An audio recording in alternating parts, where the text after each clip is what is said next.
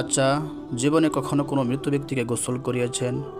যদি কখনো সুযোগ হয় তাহলে সেই মৃত ব্যক্তিকে গোসল করাবেন।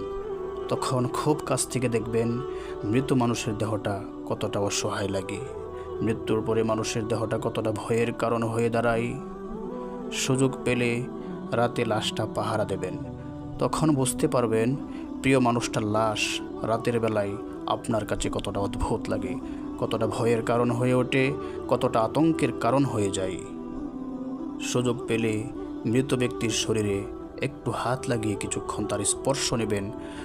আপনি তখন উপলব্ধির সুযোগ পাবেন এই পৃথিবীতে বিশাল প্রভাব প্রতিপত্তি মৃত্যুর পরে কতটা নির্যাতনের রূপ নেই। সুযোগ পেলে আপনজনদের লাশ কবরে নামাবেন খুব আগ্রহ নিয়ে। শেষবারের মতো মৃত ব্যক্তির মুখটা একবার দেখার চেষ্টা করবেন এবং বারবার উপলব্ধি করার চেষ্টা করবেন এই মৃতদের সাথে অনন্তকালের যাত্রার পথে এটাই আপনার জীবনের শেষ দেখা। সুযোগ পেলে মাঝে মধ্যে কবরস্থানে গিয়ে নীরবে কিছুক্ষণ দাঁড়াবেন, এরপর মনে মনে চিন্তা করবেন জীবনের লাভ ক্ষতির হিসাব। এই মৃত মানুষগুলো এই পৃথিবীতে কি করে গেছেন, কাদের রেখে গেছেন? যাদের রেখে গেছেন তারা কি কখনো এই মৃত মানুষগুলোকে স্মরণ করার জন্য কবরস্থানের আশেপাশে একটিবারের জন্য দেখতে কি আসে? আমাদের জীবনটা বড়ই অদ্ভুত, বৈচিত্র্যময়।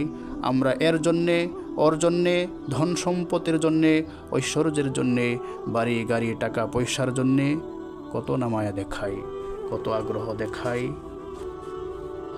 আরও চাই, আরও চাই, আমাদের আরও চাই। অথচ এই জীবনে আমরা মৃত্যুর কথা না ভেবে, পরকালে জবাবদিহির কথা না ভেবে কিভাবে আরও সম্পদ অর্জন করতে পারি সেই চিন্তায় বিভোর থাকি। হায়রে জীবন, এখনও সময় আছে, ফিরে আসুন মহান রবের দিকে।